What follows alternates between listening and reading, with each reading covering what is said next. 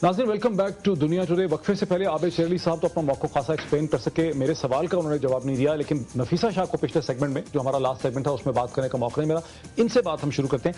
नफीसा, खत लिख दिया जरदारी साहब ने, चिट्ठी लिख दी, ठीक है ना, लेकिन चिट्ठी लिखने से तो बात खत्म नहीं होती। अब आप इनसे एक्सपेक्ट क्या कर रहे हैं? आखिर तो कारोबारी हुकूमत को आगे बढ़ाना है आपने, आपको consensus. I want to go back to आगा साहब के को थोड़ा करूंगी, क्योंकि उन्होंने एक बहुत ही दिलचस्प पिक्चर पेंट की। वो क्या? लेकिन मैं समझती हूँ कि उसमें लॉजिक मुझे नहीं नजर आया जो उनके ना। उन्होंने ये कहा कि ये सारा एक गेम प्लान है, मुत्तहिदा से झगड़ा पिकअप करना और मौलाना को फोर्स आउट कर देना, कि आरजीएसटी को इवेड करने के लिए, क्योंकि आरजीएसटी में हुकूमत देखती है कि बड़ा चैलेंज है, तो उसको अवॉइड करने के लिए इन्होंने ये गेम। ये बात तो सही है, आरजीएसटी में चैलेंज तो था आपके लिए, बहुत बड़ा चैलेंज है, लेकिन जो लिंक है वो इसलिए गलत है कि हुकूमत जो है मुश्किल से मुश्किल जो चैलेंजेस हैं उसको कन्फ्रंट कर रही है, और इसका आरजीएसटी को भी कन्फ्रंट किया हुआ है। अगर उसमें इस वक्त एक कंसेंसस बिल्डिंग का हमें माहौल पैदा करना है तो हुकूमत उसको रिकग्नाइज करके उस पर हेड ऑन उस पर अप्रोच, ये नहीं कि हम उसको अवॉइड कर रहे हैं या उसको हम ब्रश ओवर कर रहे हैं या हम कह रहे हैं कंसीड कर रहे हैं कि हमारी, ये बिल्कुल नहीं है। ये हमारे लिए चैलेंज है, और मुझे यकीन है कि जो सियासी सोच है लीडरशिप की, वो इसको ज़रूर कंसेंसस बिल्डिंग की तरफ ले जाएंगे, और इंशाल्लाह जैसे सेनेट में रिकमेंड किया है, हमें उम्मीद है कि नेशनल असेंबली इसको करेगी। और दूसरे इश्यूज देखिए, हर इशू आप सुन रहे हैं ना कि क्या जो खत है सदर साहब का, जो खत है और जो मियां नवाज शरीफ का खत है, उनमें जो एक क्वालिटेटिव डिफरेंस ये है कि मियां साहब का जो खत है वो जनरल है, और सदर साहब जो है और प्रॉब्लम आइडेंटिफाई कर रहे हैं जो एक ऑपोजिशन करती है, रवायती रेटरिक है। लेकिन जो सदर साहब का खत है वो सोल्यूशन मेकिंग की तरफ है, और जो भी पॉलिटिकल ऑपोजिशन है, खास करके मियां साहब, उनको एक कंस्ट्रक्टिव रोल में एंगेज करें कि ठीक है, आपने ये प्रॉब्लम्स आइडेंटिफाई किए, ये हमारी सॉल्यूशंस हैं, ये हमारे लिए चैलेंजेस हैं, आए और ये आपके ही वर्ड्स हैं। करप्शन के इश्यूज को जो बहुत बड़ा इल्जाम है उसको एड्रेस नहीं किया उन्होंने, एहतसाब बिल की एड्रेस किया, एहतसाब बिल को एड्रेस, लेकिन करप्शन को नहीं, स्पेसिफिकली करप्शन चार्जेस लग रहे हैं। ये करप्शन को देखिए, इंडिविजुअल और जनरल में हम इंडिविजुअल केसेस पर हम बात करेंगे तो शायद प्रोविंशियल गवर्नमेंट की तरफ हम जा सकते हैं, और कोई भी इस किस्म के इंडिविजुअल केसेस जो हैं वो हर हुकूमत में, दुनिया की बेस्ट डेमोक्रेसीज में आपके पास इंडिविजुअल करप्शन, आपके पास वाटरगेट जैसे बड़े स्कैंडल्स हैं, अब इंडिया में आपके बफॉर स्कैंडल आप देख लें, कहाँ। सवाल मेरा ये था कि अब आप इनसे क्या तवक्को क्या कर रहे हैं? नहीं, खत लिख दिया ना उन्होंने, खत लिख दिया, बड़ा प्रोफेशनल, तो हमने उनकी तारीफ भी बड़ी कर दी, लेकिन अब आप एक्सपेक्ट क्या कर रहे हैं? जैसे मैंने कहा कि मियां साहब ने एक प्रॉब्लम्स आइडेंटिफाई किए जो ऑपोजिशन करती है कि ये भी खराब है, ये भी खराब है, आप ये सुधरे, आप ये सुधरे। अब आप इनसे, अब आप पीएमएलएन से क्या एक्सपेक्ट कर रहे हैं? अब जो जरदारी साहब, सदर साहब ने जो खत लिखा, और आपने कहा कि वो स्टेट्समैन लेवल, जो I think I borrow that word from you, it's a very good word, कि वाकई अब जो उन्होंने स्पेसिफिक्स की तरफ गए हैं और उन्होंने कहा है कि ये हमारा स्पेसिफिक एजेंडा है, ये हमारा रोड मैप है, इस सोल्यूशन की तरफ हम जा रहे हैं। और मैं आगा साहब से इसलिए बिल्कुल मैं I will differ with him कि हमने हेड ऑन इश्यूज को कन्फ्रंट किया है, एनर्जी इश्यूज को हमने हेड ऑन कन्फ्रंट किया है, अगर इन्फ्लेशन है उसको हमने हेड ऑन किया है। पब्लिक सेक्टर एंटरप्राइजेस की बात हुई तो हमारे खुद फाइनेंस मिनिस्टर ने उठ के खड़ा हुआ और कहा कि ये व्हाइट एलिफेंट्स हैं या डायनासोर्स हैं, आप हमारी मदद करें और हम कैसे इसको सोल्यूशन में करें। अभी कंस्ट्रक्टिव डायलॉग में एंगेजमेंट हो रही है, एंड आई एम ग्लैड कि ये जो खत है ये अब पब्लिक स्पेस में है, ये अवाम के पास है। अब मियां साहब हमें बताएंगे आगा साहब को जवाब देने में जो आपने कहा ना, वो चूंकि उनका आर्गुमेंट था। आगा जी, ये एक बुनियादी तौर पे कहती हैं कि आपकी बात में वजन नहीं है, आपने सुन लिया आर्गुमेंट, क्या कहेंगे आप? जी, मेरी बात में तो वजन इनको नजर आएगा नहीं, क्योंकि यही तो असल बात है।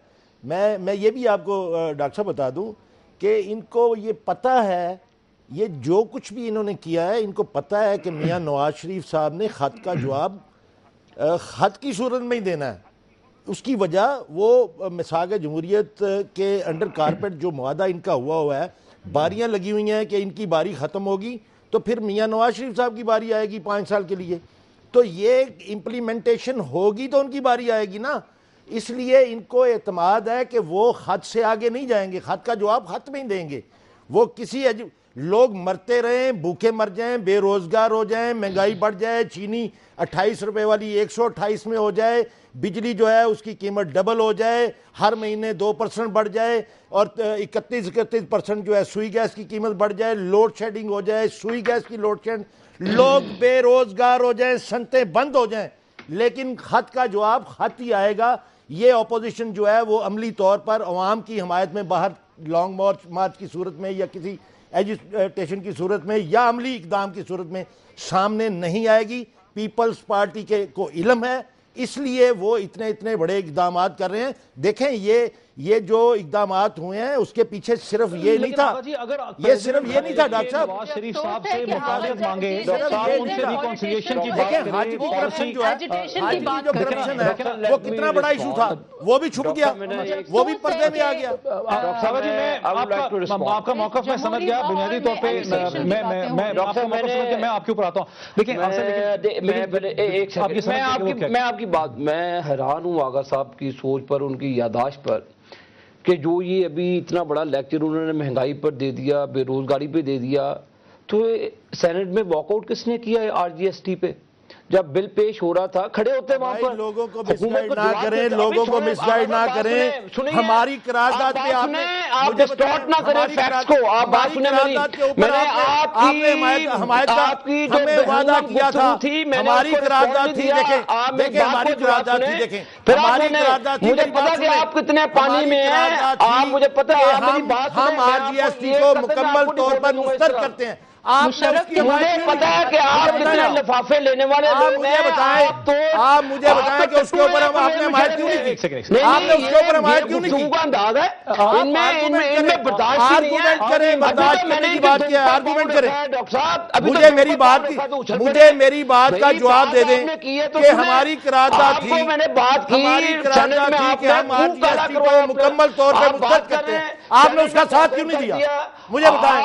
اور پھر آپ نے مشروط اس کو تسلیم کیا، آپ نے اس کو مشروط دہاڑیاں لگاتے رہے۔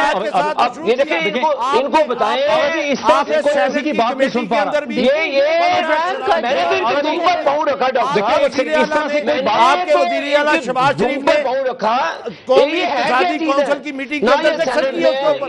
یہ طریقہ ایسی لینگویج نہیں، یہ چیزیں کیا کر رہے ہیں؟ بولنے دیں، اپنی بات پوری کرتے ہیں۔ آغا جی ایک سیکنڈ، آغا جی ان کو بات تو کمپلیٹ کرنے دیں، میں آپ کو موقع دیتا ہوں جی، کمپلیٹ بات ہی کروں گا۔ میں اس کی بدتمیزی کا کوئی جواب نہیں دوں گا، اس کی بدتمیزی کا کوئی جواب نہیں دوں گا۔ ایک سیکنڈ آپ یہ سینٹ پر انہوں نے منہ پر تالک لگائی ڈاکٹر صاحب، میں نے تو نہیں کہا سینٹ سے واک آؤٹ، جس شخص کو یہاں پہ بٹھایا ہوا ہے اس کے خلاف واک آؤٹ کیا بھی، آپ کو تمہاری اوقات کیا ہے؟ یہ کس طرح کی گفتگو کر رہے ہیں ڈاکٹر صاحب؟ میں نے بدتمیزی کا نہیں جواب دینا، یہ ریکوگنائز بدتمیز ہے، میں نے اس کا جواب نہیں دینا۔ آپ اپنے چینل کا بھی وقار خراب کرتے ہیں دنیا کی۔ مجھے ان کی آواز ہی نہیں آ رہی ہے، مجھے صرف جواب دوں گا۔ یہ ان میں برداشت ہی نہیں ہے۔ سنیں، میں نے تو ان کی دم پر پاؤں رکھا ہے، اچھل کود پڑے۔ ایک سیکنڈ آپ بات میری بات پوری کریں، ان کو جلدی سے نہیں ڈاکٹر صاحب، انہوں نے پوری تقریر کی، میں نے جب میاں صاحب کو میں نے کوئی بیچ میں آپ نے ایک پوائنٹ میں نے دیکھے یہ تقریر میں نے ان کو کہا، انہوں نے کی ڈاکٹر صاحب اخلاق کی بات جو ہے اس کا تعین آپ نے کرنا ہے۔ اخلاق کی یہ آپ کو پتا ہے کہ آپ نے جس مہمان کو بلایا ہے اس کے اندر کتنا اخلاق ہے، یہ دیکھیں